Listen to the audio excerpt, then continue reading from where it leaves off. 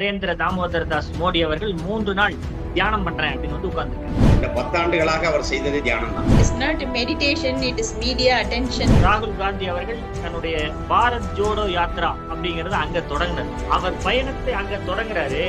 இவர் பயணத்தை அங்க தெரியல என்ன பண்றாருன்னு. ராகுலுடைய பயணத்தை தொடங்கி வைத்தவர் தான் மோடியோட பயணத்தை முடித்து வைக்க போகிறார்.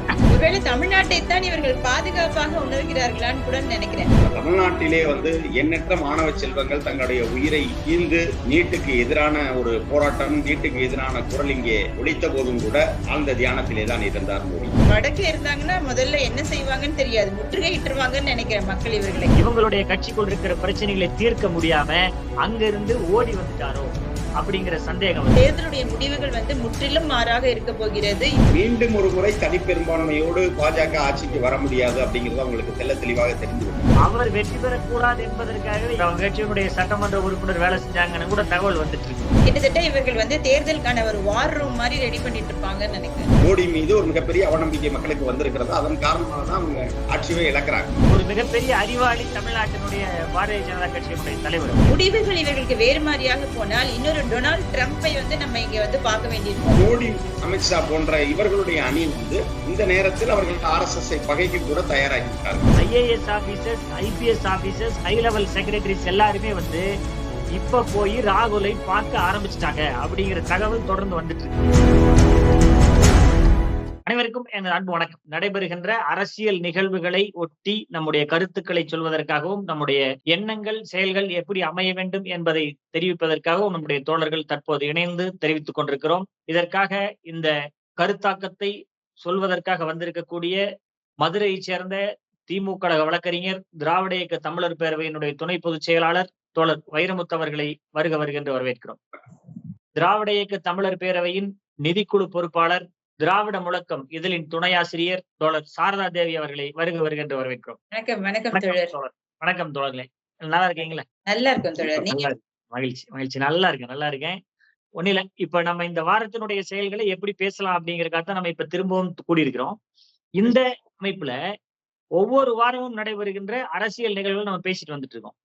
இந்த வாரத்தில் நடக்கக்கூடிய முக்கியமான அரசியல் நிகழ்வுன்னு பாத்தீங்கன்னா, நம்முடைய தமிழ்நாட்டினுடைய தென்கோடியில் அமைந்திருக்கக்கூடிய கன்னியாகுமரியில, அந்த கன்னியாகுமரியினுடைய விவேகானந்தர் பாறை பகுதியில் இருக்கக்கூடிய விவேகானந்தர் நினைவு மண்டபத்துல நம்முடைய இந்தியாவினுடைய தலைமை அமைச்சர் நரேந்திர தாமோதர் தாஸ் மோடி அவர்கள் 3 நாள் தியானம் பண்றேன் அப்படின்னு உட்கார்ந்துருக்காரு.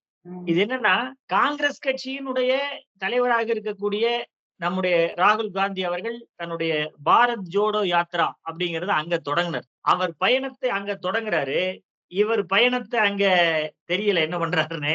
இது தொடர்பாக நம்ம பேசலாம் அப்படிங்கறதுக்காக வந்திருக்கிறோம். தியானம் என்பது பாத்தீங்கன்னா, ஒரு தனிநபர் தனியாக உட்கார்ந்து அமைதியா உட்கார்ந்து அந்த எந்த பணிகளும் செய்யாமல் ஒரு நிலைப்பாட்டை தன்னுடைய எண்ணத்துல கொண்டு செயல்படுறதான் தியானம் சொல்லுவாங்க. ஆனா 2000 போலீஸாரை சுத்தி நிறுத்திட்டு 20 கேமராமேனை நிறுத்திட்டு நடத்துறதுக்கு பேர் யாகமா அல்லது என்னன்னு தெரியல. தேர்தல் பரப்புரையா இல்ல தேர்தல் பரப்புரையில் இது ஒரு வகையா, இதை தேர்தல் ஆணையம் எப்படி அனுமதிக்குது என்பது தொடர்பா பேசுறதுக்காக நம்ம கூடியிருக்கிறோம். முதல்ல இது தொடர்பாக தோழர் சாரதா தேவி உங்களோட கருத்து சொல்லுங்க. தோழர் வணக்கம். ஒரு இதுல மீம்ல போட்டிருக்காங்க, it is not meditation, it is media attention அப்படின்னு சொல்லி போட்டிருக்காங்க. அவர் செய்வதே உண்மையா இருக்காது. எல்லாமே கவனமா கேமராமேனோட செய்யக்கூடிய மீடியா அட்டென்ஷனுக்காக செய்ய வேண்டிய வேலைகளா தான் இருக்கிறது. பெரிய கேலி கூத்தாக இருக்கிறது. என்னதான் நம்ம நகைச்சுவையாக இதெல்லாம் பேசினாலும் மிகவும் வருத்தத்திற்குரிய செய்தியாகத்தான் இதெல்லாம் பார்க்க வேண்டியது. ஏன்னா ஒரு மிகப்பெரிய ஜனநாயக நாட்டின் தலைமை அமைச்சரா இருக்கக்கூடியவர் இவ்வளவு கேலி கூத்தாக எல்லா விஷயத்திலயுமே எதையுமே ஒரு ஜெனுவினா செய்ய மாட்டாரு அப்படிங்கிறது ரொம்ப ரொம்ப வருத்தத்திற்குரிய ஒரு செய்தியாக இருக்கிறது. நான் அதை எப்படி பாக்குறேன்னா, தமிழ்நாட்டுக்குள்ள தான் இவருக்கு ஏதோ ஒரு அமைதி கிடைக்கும் அப்படிங்கிற மாதிரி தமிழ்நாட்டுல இருக்காரு. ஒருவேளை தமிழ்நாட்டை தான் இவர்கள் பாதுகாப்பாக உணர்கிறார்களான்னு கூட நினைக்கிறேன். ஏன்னா வட இந்தியா முழுக்க இவர்கள் அதுதான் உண்மை. தமிழ்நாட்டை பாதுகாப்பாக உணர்கிறார்கள். வடநாட்டில் இவர்களுக்கான பாதுகாப்பு குறைவாக இருக்கிறதுங்கிறது தெரிஞ்சுட்டு தான் தமிழ்நாட்டை நோக்கி மிக வேகமா வர்றாங்க. ஆமா, ஏன்னா உள்துறை அமைச்சரும் திருமயத்துல இது கொண்டிருக்கிறாரு.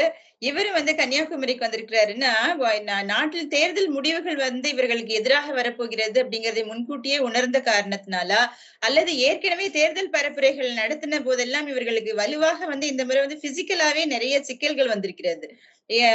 அதாவது நம்மை போல கருத்தியல் ரீதியாக மோதக்கூடியவர்கள் அல்ல. வடநாட்டில் இருக்கிறவர்கள் கொஞ்சம் உணர்ச்சி வயப்படக்கூடியவர்கள். எங்கே போனாலும் திரும்ப அடிச்சு அனுப்பியிருக்கிறார்கள் அப்படிங்கிற அந்த தாக்குதல்கள் எல்லாம் தாங்க முடியாம தமிழ்நாட்டுக்கு வந்து இந்த மாதிரி ஒரு வேஷத்தை வந்து இவர்கள் போட்டுக் கொண்டிருக்கிறார்களா என்றும் நம்ம யோசிக்க வேண்டியிருக்கிறது. இன்னொரு செய்தி, தேர்தல் இன்னும் முடியல. வங்காளத்தில் தேர்தல் வந்து மேற்கு வங்காளத்தில் தேர்தல் நடந்து கொண்டிருக்கிறது. இன்னும் வாக்குப்பதிவு இருக்கிறது. வாக்குப்பதிவுக்கு முன்பாக இந்த மாதிரியான நாடகங்களை இவர் நடத்துவதை தேர்தல் ஆணையம் கண்டிக்க வேண்டும். அவருடைய தொகுதியிலேயே நாளைக்கு தான் வாக்குப்பதிவு. ஆமா, அதை தடுத்திருக்க வேண்டும். அவர்கள் வந்து இதுக்கு வந்து மறுப்பு தெரிவித்திருக்க வேண்டும். அதெல்லாம் நடவடிக்கை எடுத்திருக்க வேண்டும். அதெல்லாம் செய்யாமல் இந்த மாதிரி அரசு பணத்தில் வந்து இந்த மாதிரி ஒரு வேலையை செய்துவது உண்மையிலே கேலிக்கூத்தாக இருக்கிறதுன்னு தான் நான் பாக்குறேன் தோழர் வைரமுத்து. இது போன்ற கேலி கூத்துகளை, இது போன்ற டிராமா நடத்தக்கூடிய சூழ்நிலையில இது போன்ற ஒரு மனிதரை 10 ஆண்டுகள் நாம வந்து தலைமை அமைச்சரா வச்சிருந்திருக்கிறோம். இந்த 10 ஆண்டுகள் தலைமை அமைச்சரா இருந்து இந்த நாட்டுக்கு என்ன செய்தோம் அப்படிங்கிறது எதுவுமே இல்லாம இன்றைக்கும் வந்து நின்று 1969 காங்கிரஸ் கட்சி அதை பண்ணுச்சு, 1929 அப்படி பண்ணாங்க, நீங்க 2014 இருந்து 24 வரைக்கும் இந்தியாவை ஆட்சி செய்து என்ன பண்ணீங்க அப்படிங்கிற எந்த தகவலும் இல்லாம, ஒரு தரவுகள் இல்லாம, இன்னும் அடுத்தவர் மீது குற்றத்தை தூக்கி சுமத்துகின்ற ஒரு தலைமை அமைச்சராக இருக்கக்கூடிய இவர் நம்முடைய ஊர்ல வந்து தியானம் பண்றேங்கிற பேர்ல உட்கார்ந்துட்டு இருக்காரு. அமைதியா உட்கார்ந்துட்டு இருக்கிறதுங்கிற பேர்ல கேமரா முன்னால நின்னுட்டு படம் காட்டிட்டு இருக்கிறாரோ அப்படிங்கிற சந்தேகம் வருது. இது தொடர்பா உங்களுடைய பார்வை சொல்லுங்க. அதாவது நீங்களே குறிப்பிட்டீங்க தொடர் 10 ஆண்டுகளாக பதவியில் இருந்திருக்கிறார். ஆனா என்ன செய்திருக்கிறார் என்பதை சொல்ல இயலாதவராக இருக்கிறார். அதை வச்சு நான் என்ன பாக்குறேன்னா, ஒண்ணுமே பண்ணாம அமைந்திருப்பதுக்கு பெயர் தான் தியானம்னா, இந்த 10 ஆண்டுகளாக அவர் செய்ததே தியானம் தான். ஏன்னா வந்து நான் வந்து 56 இன்ச் மார்புள்ள ஒரு பிரதமர், ஒரு மிகப்பெரிய வீரர், இவர் வந்தா அண்டை நாடுகள் வாலாட்ட முடியாது அப்படின்லாம் சொன்னாங்க. ஆனால் அருணாச்சல பிரதேசத்தின் எல்லையில வந்து சீனா ஒரு கிராமத்தை அமைத்து விட்டது. ஆனா அப்போதும் இவர் வந்து ஆழ்ந்த தியானத்தில் தான் இருந்தார். அதே போல பாத்தீங்க அப்படின்னா, இந்த நாட்டுக்கே உணவளிக்கக்கூடிய விவசாயிகள் வந்து 3 வேளாண் சட்டங்களை எதிர்த்து கடும் குளிரிலே டெல்லியிலே போராடினார்கள். அப்போதும் வந்து அவர் கூப்பிடு தூரத்துலதான் இருந்தார். அவருடைய பிரதமர் இல்லத்தில் இருந்து கூப்பிடு தூரத்திலே தான் விவசாயிகள் போராடி கொண்டிருந்தார்கள். அவர்களை அழைத்து ஒரு வார்த்தை பேச வேண்டும் என்கிற ஒரு கரிசனம் அவருக்கு இல்லை. ஏன்னா அப்போதும் அந்த விவசாயிகளுடைய குரல் அவர்களுடைய செவிகளை எட்டவில்லை. அவர் தியானத்திலே தான் இருந்தார். அதே போல இந்த நாட்டுக்கு பதக்கங்களை வென்று பெருமைகளை தேடி தந்த மல்யுத்த வீராங்கனைகள் இந்த பதக்கங்களே இனிமேல் தேவையற்றது என்று சொல்லி கங்கையிலே வீசினார்கள். பாஜகவை சேர்ந்த நாடாளுமன்ற உறுப்பினர் பூஷன் வந்து தேசிய மல்யுத்த சம்மேளனத்துடைய தலைவராக இருந்து பாலியல் புகாரிலே சிக்கி இருக்கிறார். அவரை பதவி நீக்கம் செய்ய வேண்டும் என்பதுதான் கோரிக்கை. குறைந்தபட்சம் அதை கூட ஏற்றுக்கொள்ளாமல் இன்றைக்கு வந்து அவர் வந்து நாரி சக்தி என்றெல்லாம் பேசுகிறார்கள். அப்ப நாரி சக்தி என்று பெண் சக்தியை பற்றி பேசுகிறவர்கள் அந்த பெண்களின் கூக்குகளை கூட கேட்காமல் தியானத்திலே தான் இருந்தார். நம்ம தமிழ்நாட்டிலே வந்து எண்ணற்ற மாணவ செல்வங்கள் தங்களுடைய உயிரை ஈந்து நீட்டுக்கு எதிரான ஒரு போராட்டம், நீட்டுக்கு எதிரான குரல் இங்கே ஒலித்த போதும் கூட அந்த குழந்தை செல்வங்களுடைய மரணம் ஓலம் கூட கேட்காமல் ஆழ்ந்த தியானத்திலே தான் இருந்தார் மோடி. அப்படி இருக்கிறவருக்கு வந்து இந்த 3 நாள் தான் தியானம் அப்படிங்கிறத போல அவர் வெளியே காட்டி கொண்டிருக்கிறார். 10 ஆண்டுகளாக அவர் பண்ணதே தியானம் தான். இன்னொன்று வந்து ஒரு தேர்தல் தருவாயில் இது எதற்காக பண்றாரு அப்படின்னா வந்து, கடைசி நேரத்துல பரீட்சைக்கு சரியா படிக்காத பையன் என்ன பண்ணுவான்னா, பேனாவை போய் சாமி கிட்ட வச்சு எடுத்துட்டு போவான். அதை போல வந்து 2014 சரி, 19 சரி, இப்போது 24 சரி, அவர் கடைசி கட்ட தேர்தல்கள் நடைபெறுகிற சூழலில் எல்லாமே ஒவ்வொரு இடத்துல வந்து அவரு போய் தியானம் என்று அமர்ந்து கொண்டார்.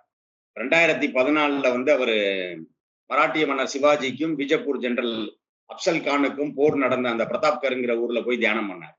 2019 கேதார்நாத்ல ஒரு குகையில் போய் தியானம் பண்ணார்.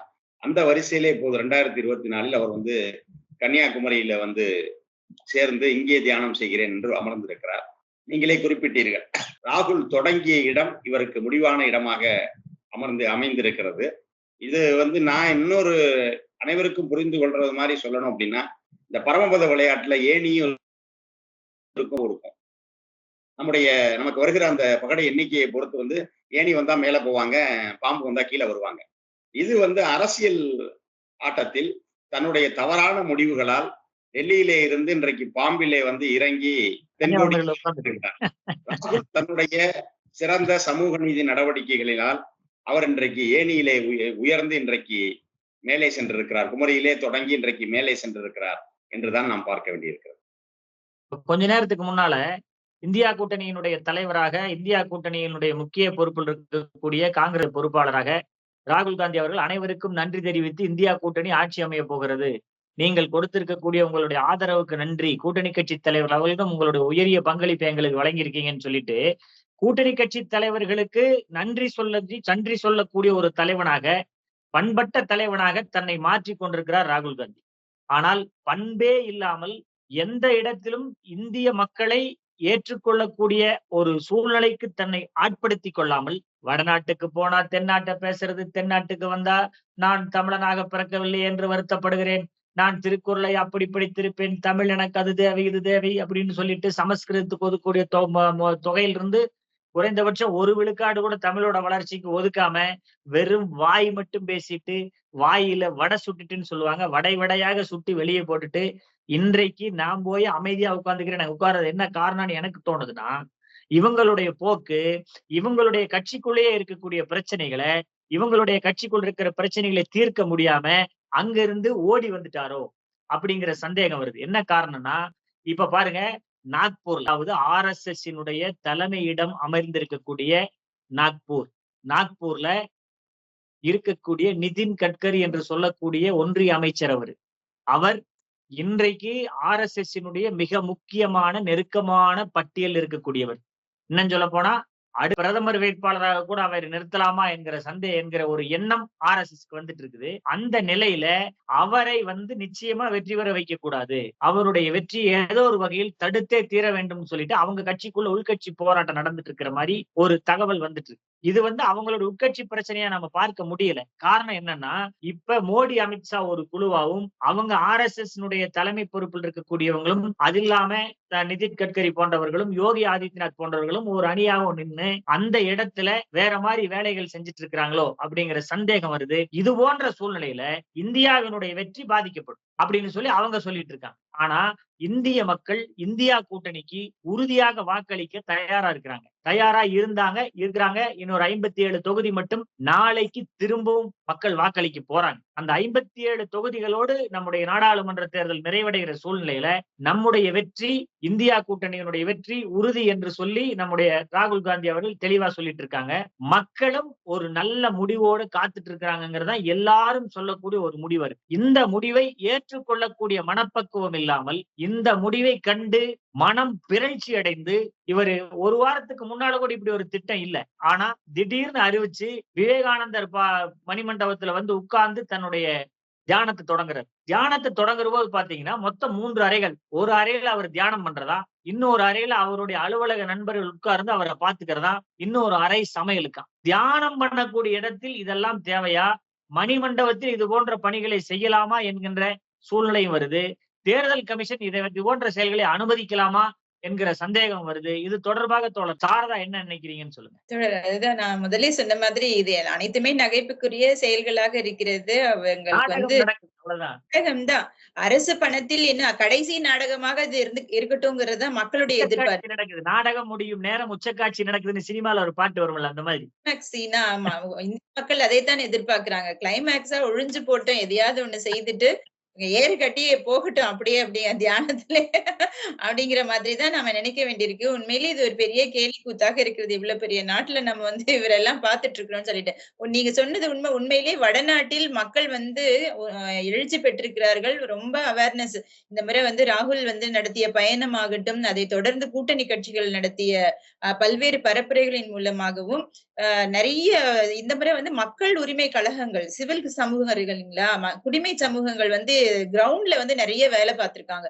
அதோடைய தொடர்ச்சியாக, அதோடைய விளைவாக இந்த முறை தேர்தலுடைய முடிவுகள் முற்றிலும் மாறாக இருக்க போகிறது. இந்தியா கூட்டணிக்கு பெரிய வெற்றியாக இருக்க போகிறதுங்கிற தகவல்கள் இவர்களுக்கு கிடைச்சிருக்கணும். அதை ஒட்டிதான் இவர்கள் தமிழ்நாட்டுக்கு தப்பித்தல் நோக்கமாக தான் தமிழ்நாட்டுக்கு வந்திருக்கிறாங்க.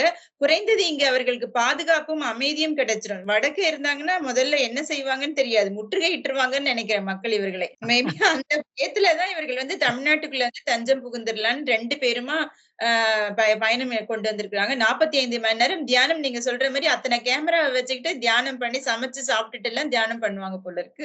எப்படியான தியானம் இது? உலகத்திலேயே இந்த மாதிரி ஒரு தியானம் எங்கேயுமே யாருமே செஞ்சிருக்காங்க. மிகப்பெரிய அமைதி புரட்சிக்கு இந்திய மக்கள் தயாராகி விட்டார்கள் அப்படிங்கிற உண்மை தெரிஞ்சுதான் இவங்க இங்க ஒளிஞ்சிருக்கிறாங்களோங்கிற சந்தேகம் வருது. இது போன்ற நிகழ்வுகள் நமக்கு எதை காட்டுகிறது வைரமுத்து? பேசுங்க. நீங்கள் குறிப்பிட்டதை போல பாஜகவிற்குள்ளாகவே இன்றைக்கு ஒரு உட்கட்சி யுத்தம் ஒன்று நடந்து கொண்டிருக்கிறது. வெளியில தெரியாமல் சத்தம் இல்லாமல் அது நிகழ்ந்து கொண்டிருக்கிறது. என்ன நினைக்கிறாங்க அப்படின்னா, மீண்டும் ஒரு முறை தனிப்பெரும்பான்மையோடு பாஜக ஆட்சிக்கு வர முடியாது அப்படிங்கிறது அவங்களுக்கு தெள்ள தெளிவாக தெரிந்துவிட்டது. ஓரளவுக்காவது வேறு கட்சிகளின் ஆதரவை பெற்றாவது ஆட்சி அமைத்து விடணும் அப்படிங்கிறத அவங்க இறுதிக்கட்ட முயற்சியில் தான் இப்போது இருக்கிறார். அப்படி வருகிற சூழலில் மோடி அல்லாத ஒருவரை முன்னிறுத்தினால் மட்டும்தான் வேறு கட்சிகள் ஆதரிக்க வருவார்கள். ஏன்னா இந்த 10 ஆண்டு காலமாக மோடி மீது ஒரு மிகப்பெரிய அவநம்பிக்கை மக்களுக்கு வந்திருக்கிறது. அதன் காரணமாக தான் அவங்க ஆட்சியை இழக்கிறாங்க. அப்போ மற்ற கட்சிகள் கூட்டணிக்கு முன் வராது. அப்ப மோடி அல்லாத ஒருவரை பிரதமர் வேட்பாளராக அவர்கள் அறிவித்தாக வேண்டும். அப்படி ஒரு சூழல் வந்து அங்கே தொடங்கி விட்டது. RSS வந்து அதற்கேற்ற ஒரு நபராகத்தான் இன்றைக்கு நிதின் கட்கரியை பார்க்கிறார். ஏன்னா நிதின் கட்கரி வந்து ஒரு பாஜகவினுடைய அகில இந்திய தலைவராக முன்பு இருந்தார். அவர் வந்து மோடி அளவுக்கோ அமித்ஷா அளவுக்கோ வந்து ஒரு தீவிர சிந்தனை உள்ளவராக இல்லாமல் அவர் ஒரு மிதவாதி போல் காட்டிக்கொண்டார்ன்னு தான் சொல்றேன். அவர் மிதவாதி அல்ல. ஏன்னா அவர் வந்து நேரடியாகவே நாக்பூரில் RSS ஆல் வளர்க்கப்பட்டவர். அதனால அவர் வந்து ஒரு குழு மிதவாதியாக காட்டிக்கொள்வதும், ஒரு குழு தீவிரவாதியாக காட்டிக்கொள்வதும், ஒரு குழு அரசியல் முகமாக காட்டிக்கொள்வதும், ஒரு குழு ரவுடி முகமாக காட்டிக்கொள்வது இயல்புதானே அவங்களோட. கண்டிப்பா இந்த வகையில் நிதின் கட்கரியை முன்னிறுத்தி சில கட்சிகளை கூட்டணிக்குள் கொண்டு வந்து விடலாம். அதன் மூலமாக அவர்கள் எதிர்பார்க்கிற அந்த மேஜிக் நம்பர் 270+ அதை கொண்டு வந்து ஆட்சியை வந்து தக்க வைத்துக் கொள்ள வேண்டும் என்ற எண்ணத்துல இருக்கிறார். அப்போ இதற்கு வந்து மோடி அமித்ஷா போன்ற இவர்களுடைய அணி வந்து இந்த நேரத்தில் அவர்கள் RSS-ஐ பகைக்க கூட தயாராகி விட்டார்கள். இப்போ நிலை என்ன அப்படின்னா, வெற்றி பெறுகிற பாஜக அணியிலே பாஜக உறுப்பினர்களில் எந்த அணியினுடைய கை ஓங்குகிறதோ அதற்கு ஏற்றார் போல் அவர்களுடைய அடுத்த கட்ட நடவடிக்கை இருக்கும். அப்போ அதற்கான ஒரு வேலை தான். இப்போ ஒருவேளை அவர்கள் 100 இடங்கள் பெறுகிறார்கள்னா அந்த 100 இடங்கள்ல மோடி ஆதரவு அணி அதிகமாக எடுக்கிறதா, இல்ல நிதின் கட்கரி ஆதரவு அணி வந்து அதிகமாக எடுக்கிறதா என்பதை பொறுத்து அவர்களுடைய அடுத்த கட்ட அரசியல் இருக்கும். அப்ப அதற்கான ஒரு சண்டையினுடைய ஒரு விளைவா தான் அவங்க இங்கே வந்து தமிழ்நாட்டை தேடி வருகிறார்கள். இப்போ இவரும் வந்து திருமயத்தில் கோட்டை பைரவர் கோவிலுக்கு அமித்ஷாவும் வந்திருக்காரு. இவரும் வந்து இங்கே இருக்காரு. இன்னொரு விஷயம் நம்ம புரிஞ்சுக்க வேண்டியது என்ன அப்படின்னா, ராகுலுடைய பயணத்தை தொடங்கி வைத்தவர் தான் மோடியோட பயணத்தை முடித்து வைக்க போகிறார். அதனால வந்து அவர் தமிழ்நாட்டிலேயே வந்து நம்முடைய தலைவர் தளபதி அவர்களுடைய முன்னிலையிலேயே அவர் தோற்க போகிறார். இன்னொன்று, இந்த 45 மணி நேரமும் அவர் விவேகானந்தா தியான மண்டபத்துக்குள் அமர்ந்திருந்தாலும் அவருடைய அருகிலேயே வானுயர வள்ளுவர் இருக்கிறார். நம்முடைய ஐயன் திருவள்ளுவர் இருக்கிறார். ஒரு படம் போட்டிருந்தாங்க இன்னைக்கு தினகரன்ல பார்த்தேன் காலையில. கலைஞரால் திறக்கப்பட்ட வள்ளுவரை அதிசயமாக பார்த்தார் அப்படின்னு சொல்லி போட்டு படம் போட்டிருந்தாங்க. ஆமா, அதனால வந்து ஜூன் 4 என்ன நடக்க போகுதுன்னா, அல்லற்பட்டு ஆற்றாது அழுத கண்ணீர் என்றே செல்வத்தை மல்லல் மதுரையார் எல்லாரும் தாமயங்கி நீங்க தான் மயங்க போறீங்க. உண்மை பொறுக்க முடியாமல் மக்கள் சிந்தும் கண்ணீர் தான் ஆட்சியை அளிக்கக்கூடிய படை கருவி அப்படின்னு ஐயன் வள்ளுவருடைய வாக்கு வந்து ஜூன் 4ஆம் தேதி மீண்டும் உண்மையாக போகிறது. கண்டிப்பா. ஒரு செய்தி நினைக்கிறேன்னா, அந்த கன்னியாகுமரியில அவர்கள் நீங்க சொன்ன மாதிரி ஒரு 3 அறைகளாக அலுவலக அறை, சமையல் அறை எல்லாம் வந்து கிட்டத்தட்ட இவர்கள் வந்து தேர்தலுக்கான ஒரு வார் ரூம் மாதிரி ரெடி பண்ணிட்டு இருப்பாங்கன்னு நினைக்கிறேன். வார் ரூம் மாதிரி ரெடி பண்ணி தகவல்கள் வருகிறது. ஆமா, பேரத்துக்கான ஒரு செயலாக கூட அதை செஞ்சுட்டு இருப்பாங்கன்னு நினைக்கிறேன் எல்லாத்தையுமே. தமிழ்நாடு பாஜக தலைவர் பாத்தீங்கன்னா எங்க தொகுதியில வந்து போட்டி போட்டிருக்காரு. ஆனா அவர் வெற்றி பெறக்கூடாது என்பதற்காகவே இங்க இருக்கக்கூடிய ஒரு சட்டமன்ற உறுப்பினர், அவங்க கட்சியினுடைய சட்டமன்ற உறுப்பினர் வேலை செஞ்சாங்கன்னு கூட தகவல் வந்துட்டு இருக்குது. அது மட்டும் இல்லாம நயினார் நாகேந்திரன் வெற்றி பெறக்கூடாதுன்னு சொல்லி இங்க இருக்கக்கூடிய தமிழ்நாடு பாஜக தலைவர் இப்போ வேலை செஞ்சாருன்னு ஒரு தகவல் வருது. தமிழிசைக்கு சில ஒத்துழைப்பு இல்லைன்னு சொல்லி வேற மாதிரி தகவல் வருது. இது போன்ற ஒவ்வொரு பகுதியிலையும் பாத்தீங்கன்னா நாங்கள் தான் இந்துத்துவத்தை காப்பாற்ற போகிறவர்கள், இந்துவாக வாழ்வோம், இந்து தர்மம் காப்போம்னு சொல்லி இந்துக்களை தூக்கி நிறுத்துகிறோம்னு பேசக்கூடிய அவங்களுக்குள்ளார காலை வாரி விடக்கூடிய ஒரு கூட்டம் பின்னால தொடர்ந்து போயிட்டே இருக்கு. இந்த நேரத்துல ஒரு நகைச்சுவை கதை தான் ஞாபகம் வருது. எல்லாரும் இந்த தெனாலிராமன் கதையில எல்லாரும் ஒரு இதுல வந்து பானையில பால் ஊத்தணும்னு சொல்லுவாங்க. நம்ம எல்லாரும் பால் தானே ஊத்துவாங்க, நம்ம தண்ணி ஊத்திக்கிறோம், நமக்கு என்ன தெரிய போகுது அப்படின்னு. அதே போல அத்தனை பாஜக தலைவர்களும் வந்து ஊத்துறதுக்குள்ள தண்ணி தான். அது வந்து ஜூன் 4ஆம் தேதி தண்ணி தான். ஜூன் 4ஆம் தேதி அதற்கான முடிவு தெளிவா தெரிய போகுது.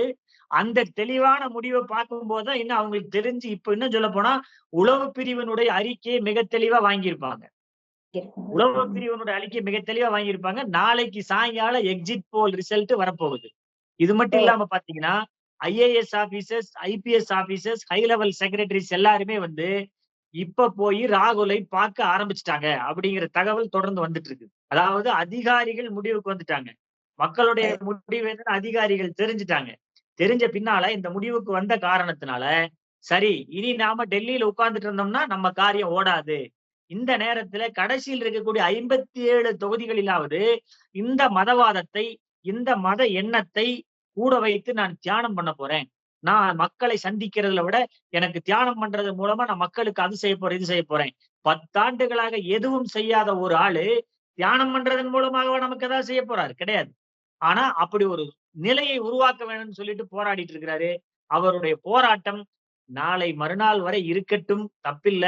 ஆனாலும் ஜூன் 4ஆம் தேதிக்கு பின்னால அவர் போராடவே வேண்டாம். நல்ல ஓய்வு எடுக்கட்டும்னு சொல்லி என்னுடைய கருத்து சொல்ல வர்றேன். இது தொடர்பாக நம்ம இறுதி கருத்து தோழர் சாரதா தேவி சொல்லுங்க. கிட்டத்தட்ட தொழில் இவங்க பதவியே போனாலும் கூட அவ்வளவு லேசாக பதவியில இருந்து விலக மாட்டாங்கிறது தான் எல்லா பொதுமக்களுடைய பயம், அச்சம் எல்லாமே. இப்ப உண்மையில் முடிவுகள் இவங்க எந்த விதமான கோளாறுபடி செய்வதற்கும் தயாராக இருக்கிறார்கள். இவிஎம் மிஷின்ல பல்வேறு 1.5 கோடி வாக்குகள் ஏத்தி சொல்லியிருக்காங்க இல்லையா? தேர்தல் ஆணையம் 1.5 கோடி வாக்குகளை ஏத்தி 2வது கட்டமா சொல்லியிருக்கிறாங்கன்னா அந்த 1.5 கோடி எங்கேருந்து வந்தது, யாருக்கு அது போக போகிறதுங்கிற சிக்கல்லாம் இருக்கிறது. இருந்தாலும் கபில் சிபல் போன்றவர்கள் ஒரு நல்ல வழிகாட்டலை கொடுத்திருக்கிறாங்க பூத் ஏஜென்ட்ஸ்ல இருந்து எல்லார்கிட்டையும். முடிவுகள் இவர்களுக்கு வேறு மாதிரியாக போனால் இன்னொரு டொனால்ட் ட்ரம்ப்பை நம்ம இங்க பார்க்க வேண்டியிருக்கும் அப்படிங்கிற மாதிரியான ஒரு சூழல் தான் இருக்கிறாங்க. கட்டாயமாக அவர் பதவி நாற்காலியை விட்டு வெளியவே வரமாட்டாரு. கெட்டியமா பிடிக்கிறதுக்கு என்னெல்லாம் செய்ய முடியுமோ அவ்வளவு வேலைகளையும் செய்வார். ஆமா எல்லா விதமான இதுவும் செய்வார்கள் என்றுதான் தகவல்கள் கொண்டிருக்கின்றன. அதையும் சேர்த்துதான் நம்ம மக்கள் எதிர்கொள்ள வேண்டி இருக்கிறது. அதுக்கு வலுவாக நாம வேலைகள் செஞ்சுட்டு இருக்கிறோம். அவங்க தியானம் பண்ணட்டும். அவங்க உள்ளுக்குள்ள வார் ரூம் மாதிரியோ இல்ல ஹார்ஸ் ட்ரேடிங்காகவோ என்னென்ன வேலைகள் அவர்கள் செய்வார்களோ அனைத்து வேலைகளும் அவர்களும் செய்து கொண்டுதான் இருக்க போகிறார்கள். பொதுமக்கள் எச்சரிக்கையாக இருக்க வேண்டும்ங்கிறதுதான் என்னுடைய கருத்து தோழர். நன்றி தோழர். இப்ப பாத்தீங்கன்னா நிதின் கட்கரி தொகுதியிலேயே 1.5 லட்சம் வாக்குகளை காணவில்லைங்கிற மாதிரி சில செய்திகள் வெளியே போட்டிருக்காங்க. இது தொடர்ந்து அதே மாதிரிதான் பாத்தீங்கன்னா இங்க அண்ணாமலை என்ன பண்ணாருன்னா 1 லட்சம் வாக்குகளை கோயம்புத்தூர்ல காணவில்லை அப்படின்னு போட்டாரு.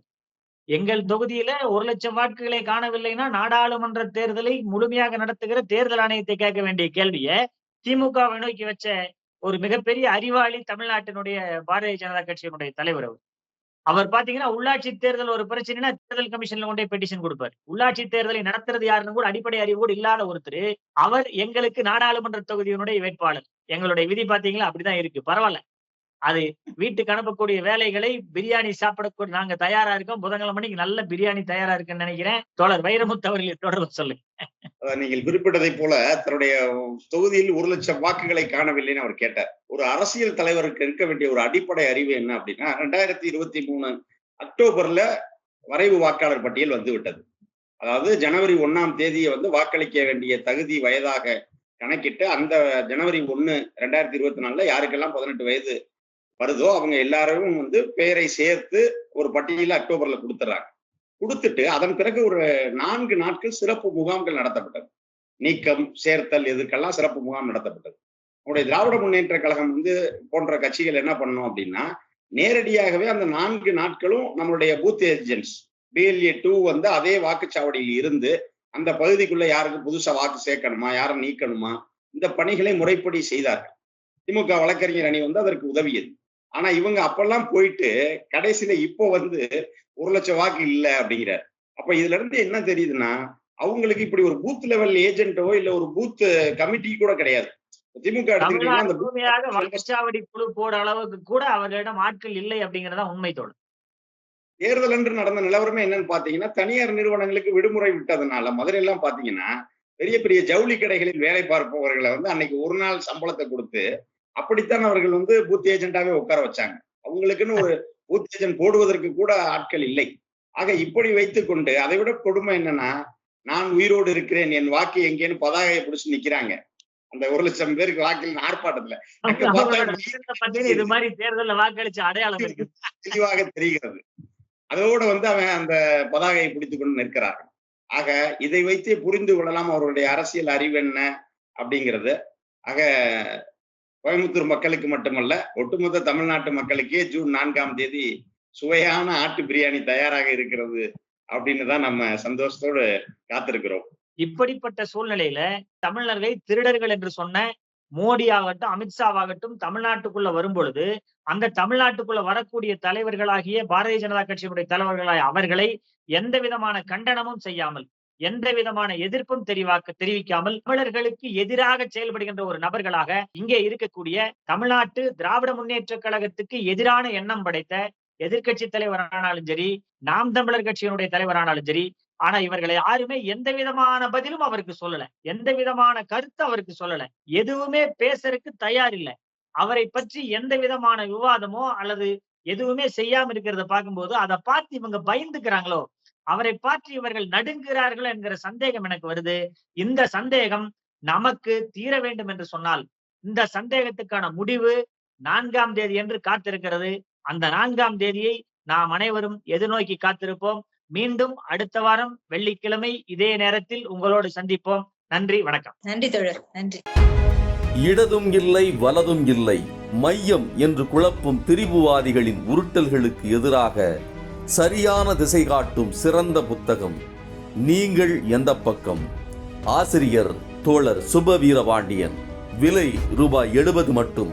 புத்தகம் வாங்க திரையில் தெரியும் தொலைபேசி எண்களுக்கு தொடர்பு கொள்ளுங்கள். மேலும் கருஞ்சட்டை பதிப்பகத்தின் இணையதளத்துக்கு வாருங்கள்.